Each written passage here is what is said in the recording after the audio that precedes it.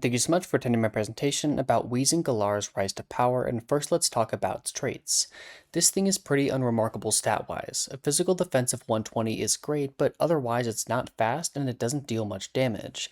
It does have a good typing, being Poison Fairy, but what we really care about is the ability. Neutralizing gas is insane, shutting off other abilities that aren't neutralizing gas. This means Incineroars aren't intimidating, Rillabooms aren't setting up grassy terrain, or Shifus aren't hitting through Protect, all of it. This one thing has brought Weezing from irrelevant to a VGC staple. In fact, about a year ago, I made a video talking about this very idea. But since then, the Galarian form has reached a whole other level in competitive doubles. There are two Pokemon that Weezing has crazy synergy with, the first being Koraidon. The ancient bike is a menace, sporting a huge attack stat, access to powerful stab options, and great speed. However, it gets most of its mileage off of its ability or a Calcum Pulse. This sets the sun, which gives Koraidon a 1.33 times attack boost and powers up Flare Blitz to obscene levels of damage, so how does it get around Weezing? Well, the answer is actually pretty simple. By using the ability shield, it can keep Orichalcum Pulse while everything else goes without their abilities.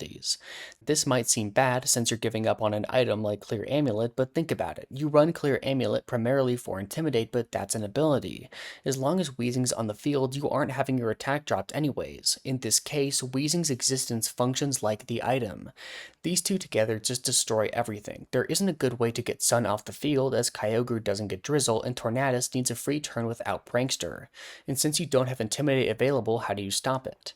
With Koraidon's sheer power, outbulking it isn't a consistent option, so you gotta outspeed it. Tailwind is scuffed at best because of the Prankster problem, and Trick Room, once again, needs a free turn, and Koraidon does not give out free turns. The bite causes fucking problems for its regular counters when alongside Weezing, and can easily just win the game by itself. Okay, but what if they have something that can handle it? Well, Calyrex Shadow is straight up faster and deals a billion damage, and Miraidon often speed ties and kills with Draco Meteor. Those two are very viable, very relevant checks. Well, at least they are until Koraidon Weezing teams start throwing on their own Calyrex Shadows to handle it. This is obviously powerful and gets even better when you learn that Cali S's ability as one doesn't get negated by neutralizing gas. That means CSR can boost up punishment free even when Weezing's online.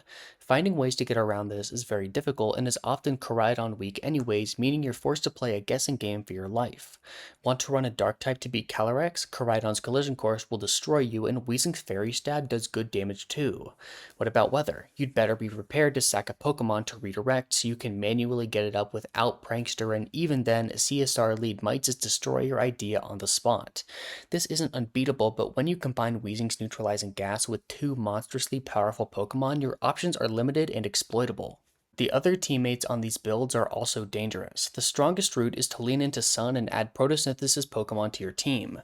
Brute Bonnet with a defense boost is pretty difficult to stop and is basically a bulkier Amoonguss that can actually handle Calyrex Shadow consistently. Walking Wake deals a ton of damage, is stupid fast with Photosynthesis active, and can easily run the Assault Vest or Life Orb items to fit on a team. Dragon and Water adds a ton of valuable coverage, and it can even slot on some fun tech moves like Aqua Jet if it wants. Sash CSR or Champao is great against regular variants, but not when they can just pick it off with priority. Chi-Yu isn't a Paradox Pokemon, but with a Choice Scarf and Sun-boosted, Beads of Ruin boosted Heat Waves, it sure feels like one. This with Calyrex Shadow is an explosive lead combination and sometimes just wins on turn 1. Other teams instead opt to lean into some of Weezing's other move choices, specifically Poison Gas and Toxic Spikes.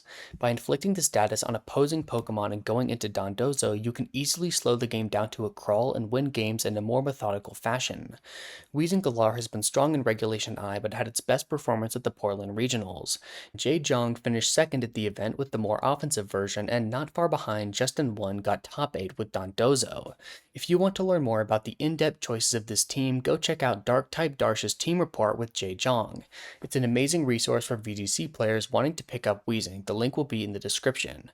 There are of course other teams that do run Weezing, especially Zamazenta crowned ones that take advantage of Chen Pao and her Shifu, but those are few and far between. You're most likely best off with CSR and Koraidon. In conclusion, Weezing-Galar is very powerful right now. With so much of VGC running off of abilities, its neutralizing gas can throw teams into confusing situations and get rid of counterplay. Koraidon and Calyrex Shadow have been the best pairs so far, each taking advantage of the ability in their own unique ways. Thank you so much for watching.